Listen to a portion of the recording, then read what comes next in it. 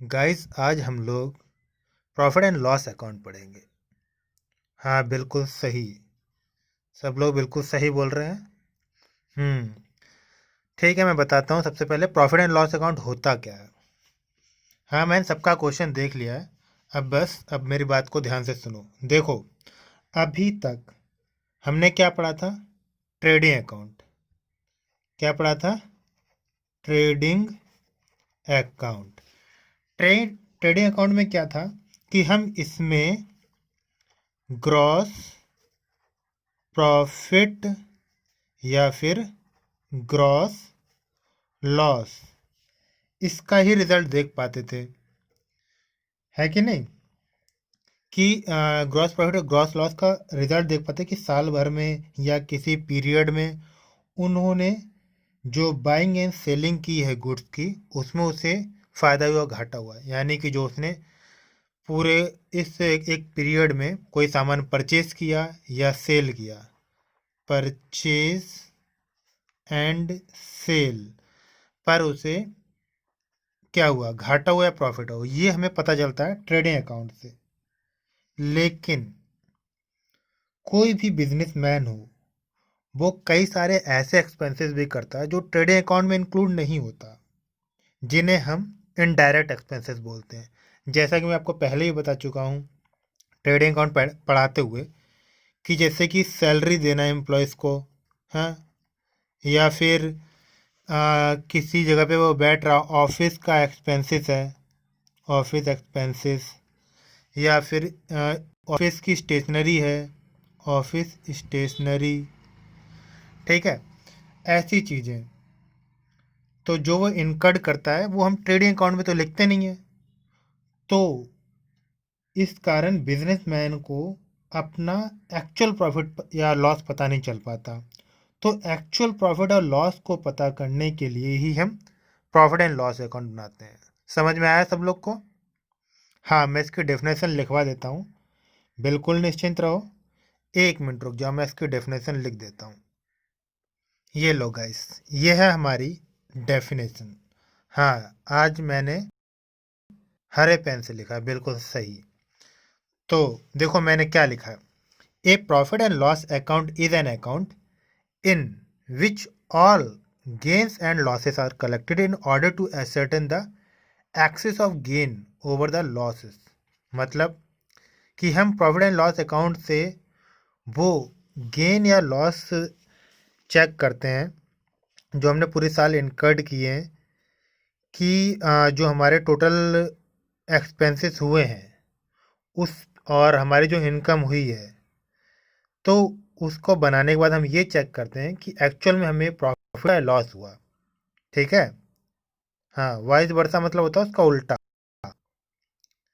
ठीक है, जैसे मैंने लिखा the axis of gain over the losses, यानी कि हम यहाँ पे प्रॉफिट चेक करते हैं, और वाइस वर्सा मतलब कि लॉसेस भी चेक करते हैं। मतलब जो भी हो सिचुएशन हो कि बिजनेस में हमने जो भी एक्सपेंसेस लगाए, या मान लो मैं एक एग्जांपल देता हूँ। देखो, जैसे कि मैंने कुछ सेल किया, ठीक है, मान लो 15 लाख का सेल किया, 15 लाख का, ठीक है, और मैंने कुछ एक्सपेंसेस किए थे, जैसे कि सैलरी दी थी 1 लाख की, ठीक है, और 40,000 की मेरी लाइटिंग एक्सपेंसेस थी, और 30,000 का मेरा था स्टेशनरी था, और इनडायरेक्ट एक्सपेंसेस थे 50,000 के, 50,000 मान लो, हाँ ठीक है। अब देखो, तो मेरे जो टोटल ये सेल है इतनी, और जो मेरे इनडायरेक्ट एक्सपेंसेस हैं ये, तो एक्चुअल वाला जो एक्चुअल प्रॉफिट एंड लॉस है, पीएल, मैं शॉर्ट में लिख रहा हूँ, पीएल यानी प्रॉफिट एंड लॉस। ठीक है, शॉर्ट में इस तरह लिखा जाता है, ये होता है प्रॉफिट एंड लॉस। मैं यहाँ लिख देता हूँ प्रॉफिट एंड लॉस, उसे शॉर्ट में इस तरह लिखा जाता है पीएल। ठीक है, तो जो इन दोनों का जो डिफरेंस होगा वो मेरा एक्चुअल प्रॉफिट होगा या लॉस, जो भी, अगर ये ज़्यादा हो जाएगा तो ये मेरा लॉस हो जाएगा। ठीक है, अगर ये ज़्यादा हो जाएगा तो मेरा प्रॉफिट हो जाएगा। समझ रहे हो ना? अगर ये वाली वैल्यू बढ़ जाती है, ये 15 लाख के पार चली जाएंगे, अगर मेरा यहाँ माइनस में आ जाएगी वैल्यू तो लॉस, अगर प्लस में आएगी तो प्रॉफिट। ठीक, ये कहना चाहता हूँ। तो हम इसमें प्रॉफिट एंड लॉस अकाउंट से बिजनेस में टोटल एक्सपेंसेस जो होते हैं, जो हम ट्रेडिंग अकाउंट के थ्रू नहीं ढूंढ पाते हैं। ट्रेडिंग अकाउंट में सिर्फ उतना ही लेते हैं जितना हमारा बिजनेस में यानी किसी चीज़ को मैन्युफैक्चर करने के लिए यूज़ होता है। बाकी हमारा जो भी ऑफिस एक्सपेंसेस होते हैं वो हम इसमें लेते नहीं हैं। तो इसमें हम यानी कि जब हमारा ट्रेडिंग अकाउंट बनता है उसमें जीपी जो आता है, जीपी को हम प्रॉफिट एंड लॉस अकाउंट में उतारते हैं। उसके बाद सारे एक्सपेंसेस जो होते हैं उनको से माइनस करते हैं, तब आता है हमारा प्रॉफिट एंड लॉस अकाउंट। अब देखो, हाँ कुछ लोग कह रहे हैं कि सर वो जीपी वाली बात समझ में नहीं, कोई बात नहीं, मैं अभी फॉर्मेट बना रहा हूँ प्रॉफिट एंड लॉस अकाउंट का। ठीक है, तो समझ में आएगा, बस इतना समझ लो कि ये कैसे होता है। ठीक है, ये तो समझ में आया ना कि हम प्रॉफिट एंड लॉस अकाउंट में इनडायरेक्ट एक्सपेंसेस लेते हैं। और ये डेफिनेशन का मतलब ये था कि हम इसे ये चेक करते हैं कि बिजनेस में हमने जो टोटल एक्सपेंसेस किए हैं उससे हमें एक्चुअल प्रॉफिट क्या हुआ या एक्चुअल लॉस क्या हुआ वो पता करते हैं। ठीक है, जो हम ट्रेडिंग अकाउंट में नहीं देख पाते हैं वो हम यहाँ से देख सकते हैं। ओके, चलो ठीक है। अब मैं आपको प्रॉफिट एंड लॉस अकाउंट का फॉर्मेट बना के दिखाता हूँ कैसे क्या होता है, वो सारी चीज़ें आप लोग जानेंगे। हाँ, कुछ इस तरीके का फॉर्मेट होता है। पहले profit and loss account for the year ending, फिर यहाँ लिखते हैं हमेशा की तरह पर पार्टिकुलर, यहाँ लिखते हैं अमाउंट। अमाउंट हम रुपीज़ में लिखेंगे तो यहाँ रुपीज़ का मैंने, अगर यहाँ पे वैल्यू हो तो जीरो जीरो जितनी वैल्यू है, लाख है, हज़ार है, वो हम अपने हिसाब से करते रहते हैं। ठीक है, यहाँ भी पर्टिकुलर, यहाँ भी अमाउंट। ठीक है, ऊपर रुपीज़ दिखा देंगे, यहाँ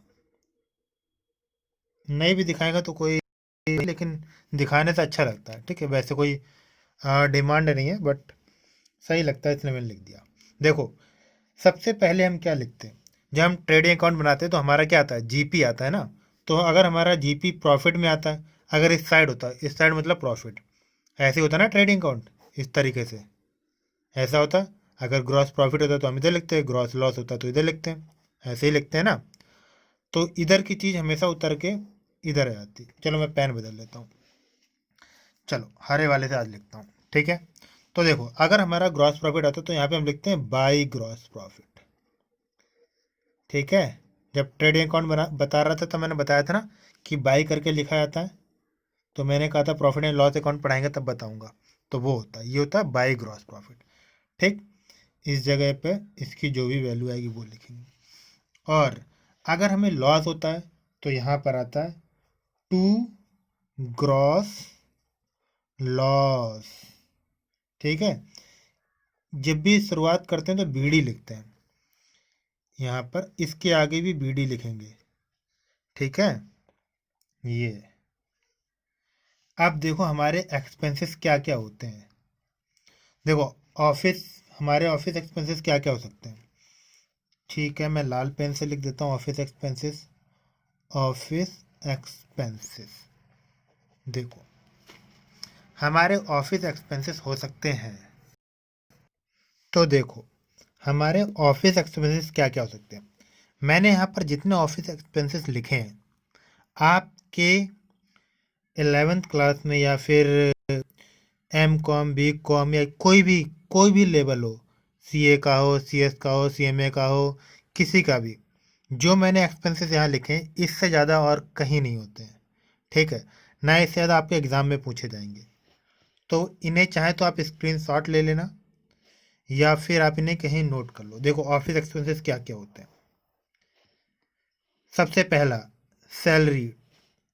हम फॉर्मेट में टू सैलरी लिखते हैं, इस साइड की जगह टू होती है, इस साइड की जगह बाई होती है। ठीक है, एक्सपेंसेस को हम टू से डिनोट करते हैं, इनकम को बाई से डिनोट करते हैं, सिंपल सी बात। ठीक है, तो देखो हमें टू सैलरी, क्योंकि सैलरी ट्रेडिंग में दिखा नहीं सकते, तो यानी जो हम ट्रेडिंग में नहीं दिखा सकते उन सब चीज़ों को हम प्रॉफिट एंड लॉस अकाउंट में लेते हैं। ठीक है, एक बात ये याद रखना।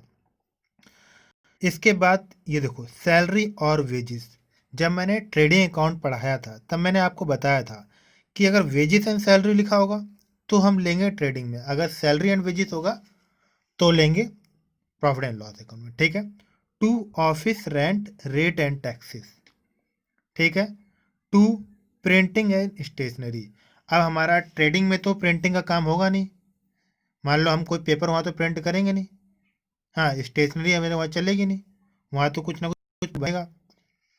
हाँ, वो बात अलग है कि किसी प्रोडक्ट का फाइनल प्रोडक्ट उसमें अगर वैसा होगा, उसमें लिखा रहेगा। अगर जैसे मान लो कुछ हम प्रोडक्ट बना रहे हैं, उस पर लेबल चिपका रहे हैं, ठीक है, तो वो चीज़ अलग होगी, वो मैन्युफैक्चरिंग प्रिंटिंग वाली चीज़ अलग होगी। लेकिन इस तरीके से कहो तो वो प्रॉफिट एंड लॉस अकाउंट में आएगा, प्रिंटिंग एंड स्टेशनरी लिखा होगा तो। और अगर ट्रेडिंग वाला होगा तो उसमें साफ साफ मेंशन होगा, उसमें स्टेशनरी इंक्लूड नहीं होगा, क्योंकि यहाँ स्टेशनरी जुड़ी है, इसलिए हमने यहाँ पे लिया है। इस बात को बिल्कुल ध्यान रखना। हाँ, वैसे उतना भी तुम्हें कोई कंफ्यूज करेगा नहीं, अभी तुम लोग उतने बड़े नहीं हो। हाँ, धीरे धीरे वैसे जब क्वेश्चन करोगे तो अपने आप से सारी चीज़ समझने लगोगे। पोस्टेज, अब पोस्टेज का काम कहाँ होता है? पोस्टेज का काम होता है पोस्ट ऑफिस में, होता है वहाँ पे, देखा पोस्टेज। कभी कभी अगर कोई तुम में से जाता होगा पोस्ट ऑफिस, वहाँ देखा होगा पोस्टेज सर्विस वगैरह, तो उसे बोलते हैं। लाइटिंग, ऑफिस की लाइटिंग है। इंश्योरेंस प्रीमियम, वो भी ऑफिस का काम है। टेलीफोन चार्जेस, ये भी ऑफिस का काम है, कोई प्रोडक्शन से मतलब नहीं। लीगल चार्जेस, लीगल यानी कि वकालत वाली चीज़ें, समझ रहे हो। ऑडिट फी, इंटरनल ऑडिट होती है, एक्सटर्नल ऑडिट होती है, सीए करते हैं। हाँ। और कौन कौन करता है, हाँ वो अभी तुम लोग को जान नहीं है। अभी वो मेरे मुंह से निकल गया, मैं सीए भी नहीं बोलना चाहता था, ठीक है, वो निकल गया इसलिए मैंने बता दिया। चलो, दूसरी चीज़ें हैं ट्रैवलिंग एक्सपेंसेस। ट्रैवलिंग करना भी हमारा ऑफिस में ही काम होगा। ओके। इसके बाद है स्टेबलाइजमेंट। अब हमने कोई बिजनेस बनाया तो उसे स्टेबलाइज करने के लिए उस पर एक्सपेंसेस करने पड़ेंगे, एडवर्टाइजमेंट एक्सपेंसेस वगैरह। वो एडवर्टाइजमेंट भी इसी में आएगा, मैंने लिखा नहीं है, उसे मैं सेलिंग एंड डिस्ट्रीब्यूशन वाले पार्ट में दिखाऊंगा। ठीक है। बिजनेस को स्टेबलाइज करने के लिए कुछ एक्सपेंसेस करने पड़ते हैं, तो वो एक्सपेंसेस हमारा दिखेगा ट्रेड एक्सपेंसेस, जनरल एक्सपेंसेस। इतने जो बोले जाते हैं ये ना हम ऑफिस एक्सपेंसेस के नाम से बोलते हैं। ओके। अब इसके आगे मैं आपको सेलिंग एंड डिस्ट्रीब्यूशन एक्सपेंसेस बताता हूँ। सेलिंग एंड के जितने भी एक्सपेंसेस होते हैं वो सब प्रॉफिट एंड लॉस अकाउंट में दिखाए जाते हैं। ओके। वो भी बताता हूँ वो कितने होते हैं। तो देखो, अब मैं आपको बताने वाला हूँ सेलिंग एंड डिस्ट्रीब्यूशन के क्या क्या एक्सपेंसेस होते हैं। सेलिंग एंड डिस्ट्रीब्यूशन मतलब किसी प्रोडक्ट को बनाने के बाद उन्हें बेचना या फिर उन्हें डिस्ट्रीब्यूट करना, बांटना। ठीक है, तो उसमें क्या क्या आएगा हमारा एक्सपेंसेस। सबसे पहली बात तो जब हम किसी सामान को बेचने के लिए क्या करेंगे, लोड करेंगे, है ना। अगर सेल करते हैं तो हम उसे आउटवर्ड बोलते हैं, मैंने पहले ही बताया था। सेल करने पे आउटवर्ड होता है और परचेज करने पे इनवर्ड होता है। ओके। फिर उसके बाद हम क्या करेंगे, अगर किसी चीज़ को बेचना है तो एडवर्टाइजमेंट भी करना पड़ेगा ना। हाँ, करना पड़ेगा, ठीक है।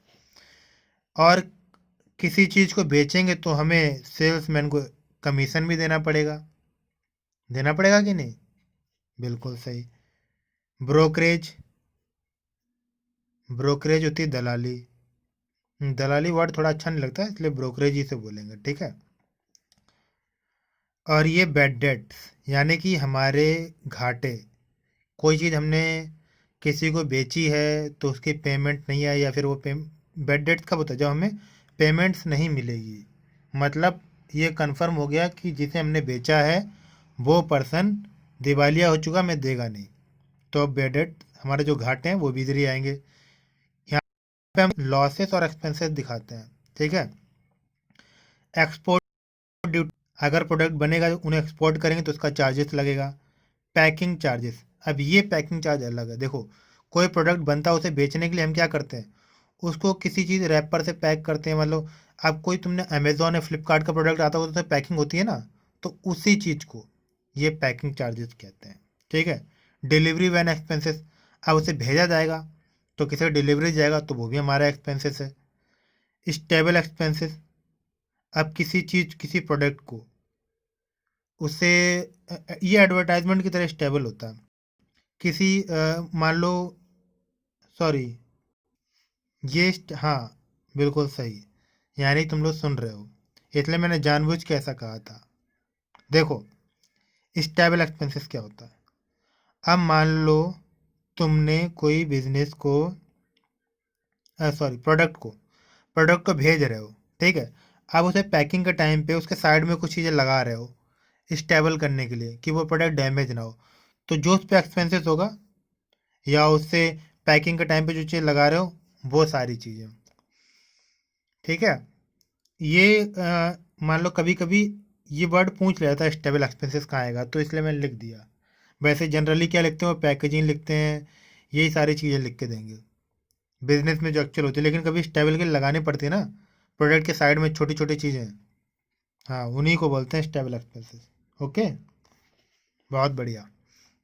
अब देखो, मैंने क्या बताया, ऑफिस एक्सपेंसेस हो गए, सेलिंग एंड डिस्ट्रीब्यूशन हो गया। एक पार्ट और इसका होता है मिसलेनियस एक्सपेंसेस का, तो वो भी मैं जल्दी से बता देता हूँ आप लोगों को। तो ये है, देखो, अब हम मिसलेनियस एक्सपेंसेस कौन कौन से होते हैं।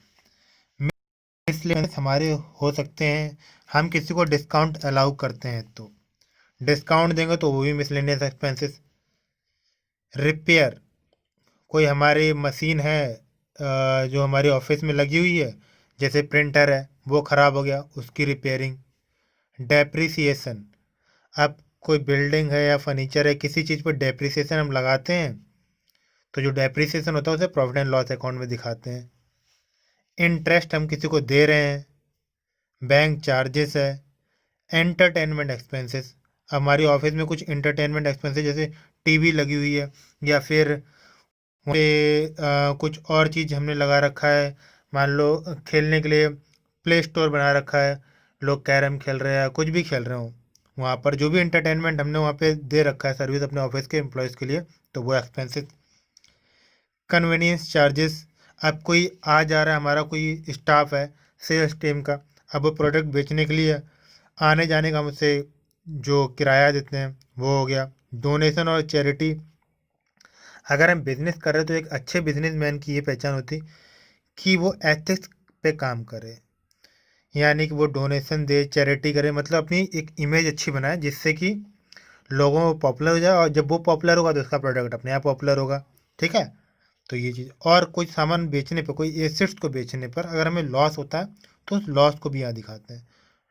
तो ये लॉस इज डेप्रिसिएशन, ये दोनों चीज़ें प्रॉफिट एंड लॉस में करते हैं। अगर हमारा प्रॉफिट आता है तो हम उसे यहाँ दिखाते हैं, ठीक है। ओके, और अगर हमारा नेट लॉस आता है तो हम इसे इस साइड दिखाते हैं, इधर।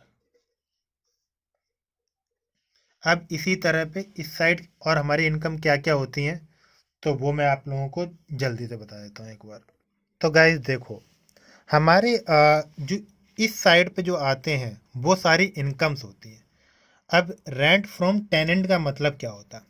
टेनेंट मतलब होता है हमारा किराएदार, ठीक है। मान लो हमारी कोई बिल्डिंग हमने उसे किराए पे दे रखी है, तो उससे जो इनकम आ रही है उससे हम इनकम साइड में, साइड होती है इनकम की, ये साइड होती है एक्सपेंसेस की। तो रेंट फ्रॉम इनकम, इसी तरह डिस्काउंट हमें रिसीव हो रहा तो उसे इधर दिखाएंगे। कमीशन रिसीव हो रहा है तो उसको यहाँ दिखाएंगे। इंटरेस्ट, कोई हमने इन्वेस्टमेंट की उस पर हमें इंटरेस्ट मिल रही तो उसे दिखाएंगे। डिविडेंड ऑन शेयर, अगर हम कोई शेयर परचेज कर तो कंपनी हमें डिविडेंड अलॉट करती है टाइम टाइम पर, ठीक है। तो वो डिविडेंड की जो इनकम आएगी वो हम इसे यहाँ शो करेंगे। इसी तरह कोई जो हमारा बैड डेट हो गया था, अगर वो रिकवर्ड हो जाता है तो उसे यहाँ पे दिखाएंगे। और profit on sale of assets है तो उसे भी यहाँ दिखाएंगे।